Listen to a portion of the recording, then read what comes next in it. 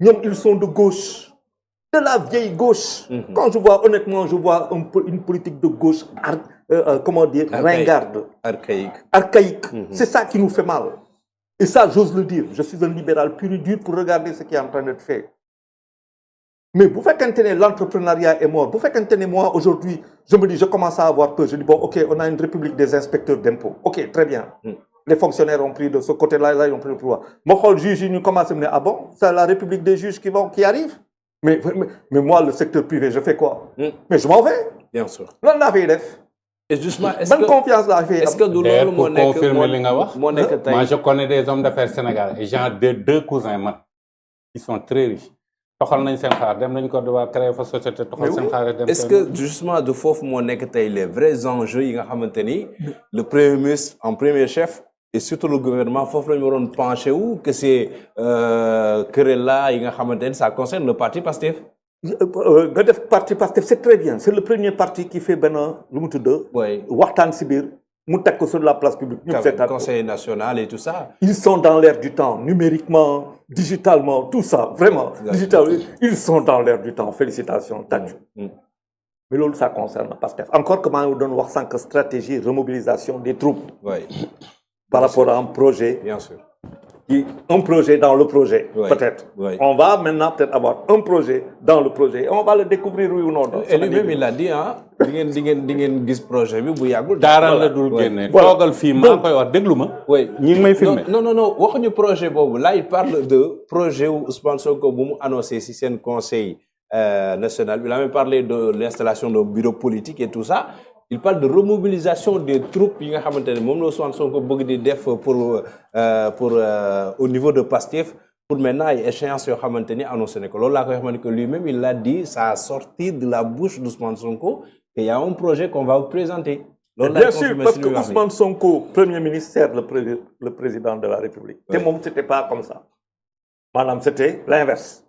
Madame Bassirou Diomaye Faye moo waroon nekk Premier ministre di ko servir. Et il n'est pas dit que sous affaire yi doxuloon ba tey 15 mois après ñu nekk l'inverse Bassirou Diomaye Faye aurait toujours été Premier ministre. Ce n'est pas dit. Léegi bu demee Assemblée nationale, il ne sert plus. Bassirou Diomaye Faye. Pour revenir sur il est à son compte. Et justement, si question économique la bëggoon nga ñëw si tey, est-ce que du fa la ñu war a gën a orienter vraiment tout ce qu'il y a comme mobilisation, tout ce qu'il y a comme travail à faire à ce niveau-là pour attaquer les vrais chantiers? Mais le BTP, ça fait combien de temps? BTP 105 milliards la jox ñu amel leen si ñoom lu ñu wax remonte 400 milliards. Ils sont à la gorge. BTP, ça veut dire amel nañu bitume bi day jógee fan lay jógee du fi carburant bi du fi banque yi ñu amel leen xaalis ñu am ay rendez-vous waxatuma la léegi yeneen charge de fonctionnement yi ak les charges variables de salaire yi ak lépp si biir nga war a fay loolu yëpp te amoo koppar non seulement amoo koppar ñu amel la xaalis mais si kaw loolu commande boo xamante ne dañ ko defoon état def ko de l'ordre de 300 milliards ce n'est pas exécuté donc du coup yaa ngi amel bor banque yi ak yi ba pare amoo marché mais fa jóg si kaw loolu Iran ak Israël di xeex lépp war a dem seen côté yooyu ak pour defaraat réew ba donc les matériaux de construction ak les transports Sénégal ñun bu ñu taxawul fan la jëm on ne pense pas à ça ñu jógee si kaw loolu nga ñëw nga téye presse bi attaqué boo attaqué presse nga attaqué nit ñi mais ñu ànd ak yow bañ a ànd ak yow ça c'est pas le problème. Voilà fin Abdoulaye Wade. xeex nañ ko de. Bien sûr. Mais Abdoulaye Wade dañ mos a toog di dem coupe du monde mu am ñu ne que non monsieur le président il faut pas financer la presse privée buñ ko financer. Abdoulaye Wade du toog waxtaan ni ko ah non mais monsieur le président de la République si les Lions sont l'ambassadeur du Sénégal jaay destination bi l'ambassadeur de la démocratie sénégalaise c'est la presse privée. D'accord. Alors, Medoune, pour les questions économiques, on va dire, le Premier ministre qui annonce un plan de redressement, Nico Doyen Légui, concrètement, là, il que mon plan de redressement. Et ça veut dire quoi pour vous, financier que vous êtes? Je ne comprends pas ta question. Il faut que mon clair.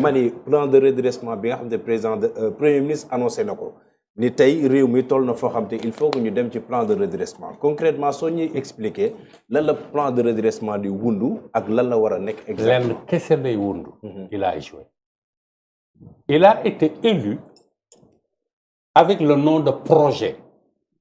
Projet, cela veut dire qu'il y a toutes les combinaisons et tous les éléments dans ce qu'il appelle projet pour faire avancer le pays, pour faire marcher le pays.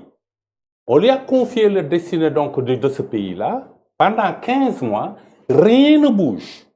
Quand il est venu fraîchement dans sa position donc de Premier ministre, il a dit que le pays est dans le 4e sous-sol. De l'or. 15 mois après, actuellement, résultat que nous avons doublé, nous sommes au 8e sous-sol. Ndax ba namu doon méttee ca ba muy dog di ñëw dafa doublé xamul fu mu jëm leb yi mu blâmer gouvernement bi fi nekkoon ci ay bor yu dul jeex récemment génne nañu donc les statistiques wane ni Macky ba mu xam nga yow toog nañu fii wax fi ci affaire yi bor yi ba nga may poser question naa ma lu tax d'accord ci bor yi ba ma naan la société détaillée la ñu jël seeni bor yokk ko ci pour gonfler ko alors que c'est faux ma wax la expliquer la différence entre boru Sénélac ak boru état central parce que c'est ce que j'avais utilisé je crois comme exemple far nag ñu ñëw joxe li Macky leb pendant 12 ans muy 10 milliards 10 150 milliards ci 12 ans mais ñoom en 15 mois ils ont emprunté 10 200 milliards bon lan la Diomaye wax ñi ngi am ay problème financier du loolu la wax amatuñu benn marge la waxoon waa léegi xaalis boobu xam nga bor la bu ñu leb sans compter recettes douanières taxes sur les revenus les pénalités et autres ajouté wu ci loolu ñu leb kon léegi on se pose la question xaalis bi fan lañ ko dugal parce que du bor bi dong moom na moo fi ñëw comme xaalis ay recettes douanières ak yeneen ñëw na. recettes douanières yi année bi ñu ngi ko natt ba 1650 milliards. 1600 bon loolu lépp ñu boole ko ca 12 ci 10 000 et quelques. nga boole ci donc taxe sur le revenu borom salaire yeeg yi demee noonu seen impôts yi ñuy jël et cetera dolli ko ci loolu lépp supposons que mu nekk sax 14 000 milliards ci pendant 15 mois fan lañ dugal 14 000 milliards il faut que ñu expliquer parce que gisuma ngunu bu nu daaj gisuma bang bu nu daaj.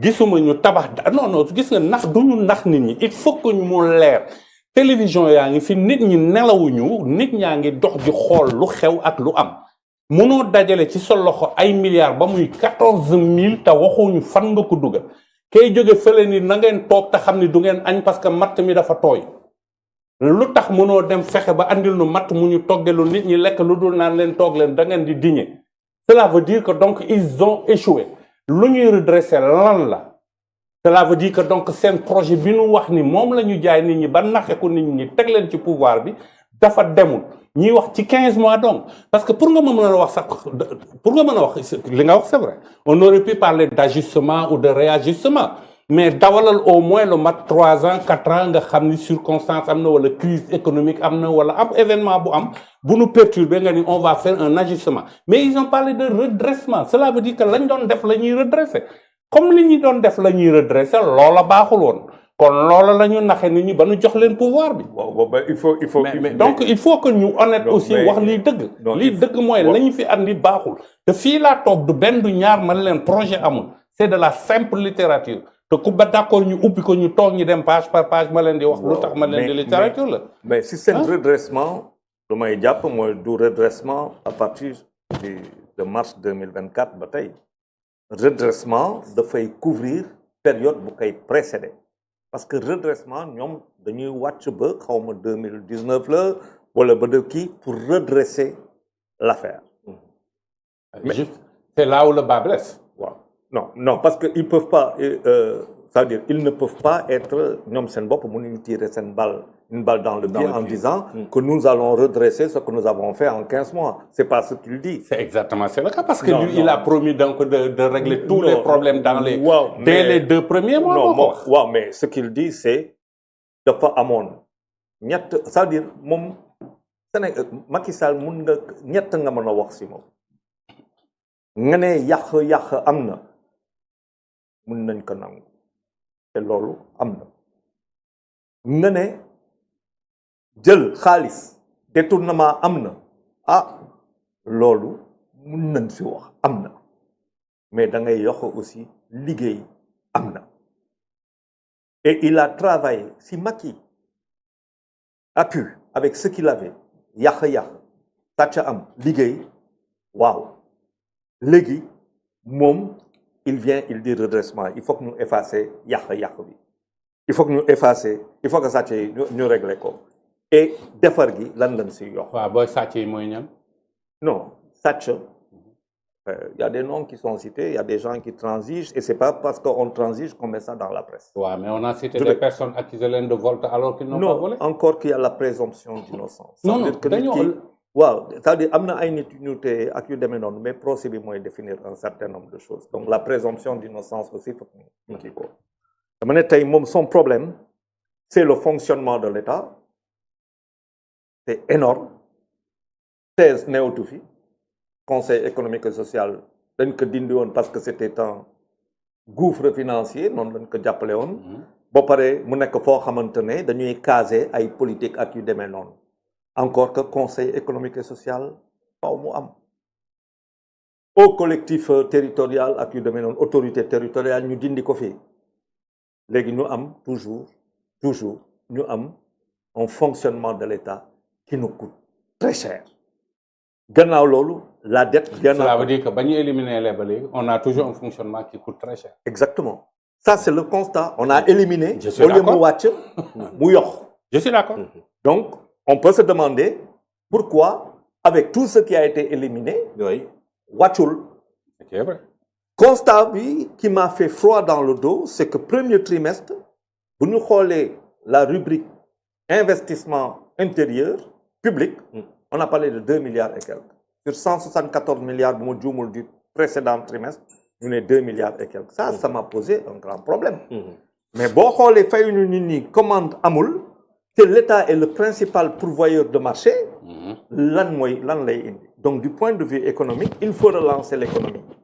Mais pour nga relancer l'économie, c'est l'investissement. Non, waaw c'est l'investissement mais nag dafa am loo xamante ne da nga koy je dis tout le temps business. le flair kenn du la ko jàngal yaa nga xam. je suis d'accord. kenn du la amul université au monde bu lay jàngal le flair. beneen affaire bi mooy booy business mooy comme booy préparer sa émission adrénaline bi lu muy def si yow. juste avant de rentrer dans l'émission moment boobu les 2-3 minutes avant de rentrer lu muy def si yow c'est exactement pareil pour l'homme d'affaires. képp koo xamante ne doo businessman musoo entrevoir de ta vie loo xamante ne fay la jël xaalis di fay di war a daxante avec les impôts war a kii yu demee noonu quand tu vas me parler de business je vais te regarder dinaa la déglu par respect. Aujourd'hui le problème du Sénégal. fa la tollu parce que on n'a pas de make money. On n'a pas de make money. Non, les business sont en agonie. amuñu make money. En parlant de business, ça tombe à pic parce que le président de la République, Bassirou Diomaye Faye, dem na fi États-Unis, sommet Afrique-États-Unis, aux côtés des présidents de la Mauritanie, du Gabon, de la Guinée et du Libéria et tout ça. Maintenant, ñu gis